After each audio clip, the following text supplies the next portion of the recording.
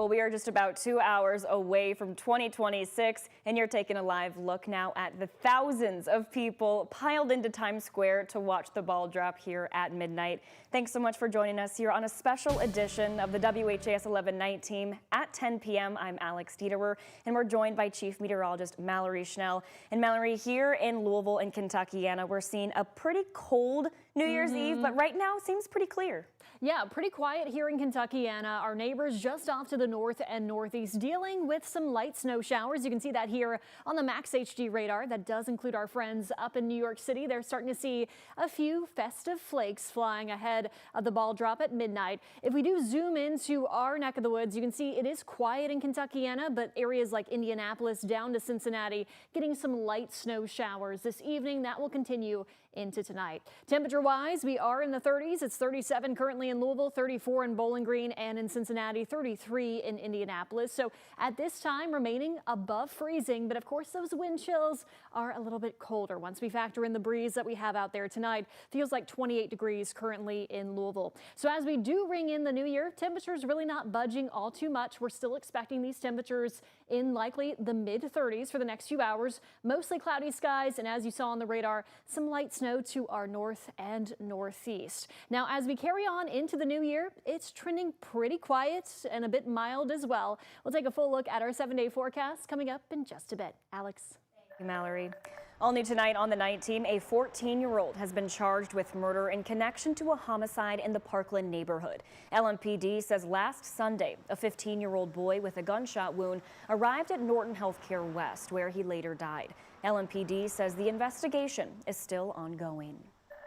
Also new here tonight, when her grandmother's dialysis port ruptured, WHAS11's Rogers' 7-year-old granddaughter knew exactly what to do. WHAS11's Alexandra Goldberg and photojournalist Aspen Hester show us how this elementary schooler became a hero. WHAS11 Rogers has a big family. But on November 28th, she was home with just 2 of her grandchildren, 11-year-old Justice and 7-year-old Marley. I was getting dressed for dialysis, and I never even felt the arm bleed, and it was just draining. Blood was from that door all the way back to the kitchen. Rogers was diagnosed with stage 4 kidney disease 6 years ago.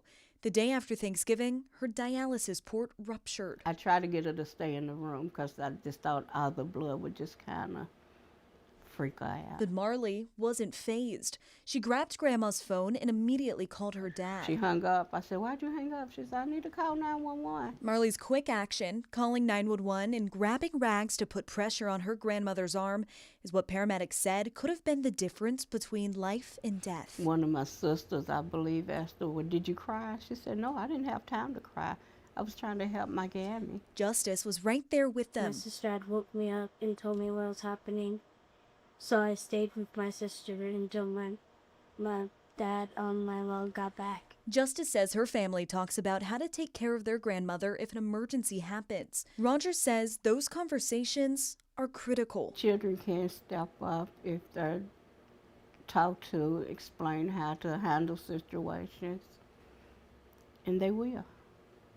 And they have proven it. She was discharged from the hospital nearly 30 days later, the day before Christmas Eve. This Christmas was a very special Christmas to me. She says returning home to her family and her 2 little heroes for the holidays was her greatest blessing. In Louisville, Alexandra Goldberg, WHAS11, on your side. A true blessing this holiday season. Well, Rogers says she recovered well and she's able to continue her dialysis treatments with a temporary port near her left shoulder.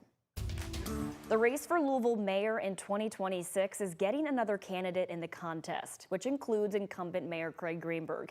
Metro Council Democrat Shamika Parrish-Wright confirmed to WHAS11 that she will announce her candidacy Saturday with the intent to run. This will be her second attempt at running for mayor. This will also be the first nonpartisan election for both mayor and Metro Council members in Kentucky. We have an update tonight on a story we first brought you yesterday. We now know the names of the 3 LMPD officers disciplined after the department says it found a detective shared a password that was then used to make immigration searches. Police say Detective Wes Troutman shared his flock login with a DEA agent for drug trafficking investigations. Meantime, an LMPD Lieutenant, Jeremy Ralph, was disciplined for providing inappropriate guidance to Troutman. The department also demoted Assistant Chief Nick Owen for, quote, failing to follow direct orders and not providing relevant information to the chief, end quote. Flock cameras are license plate readers often used by law enforcement. LMPD says an internal investigation found the DEA agent used Troutman's login to search the flock camera system using immigration-related terms.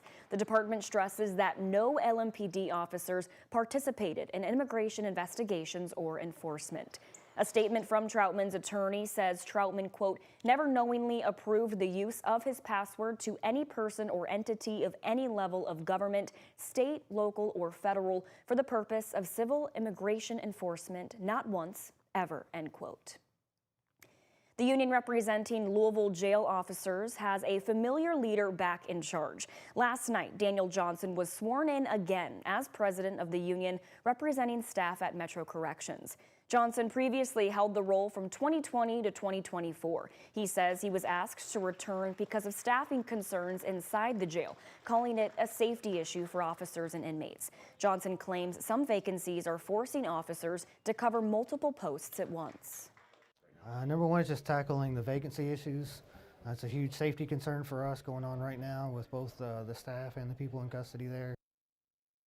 After our initial report last night, Metro Corrections sent us a statement clarifying staffing levels. Officials say the jail is currently operating with 72 fewer officers than budgeted, but note that not all these roles involve direct inmate supervision. They say about 45 additional officers are needed to fully staff all supervision posts.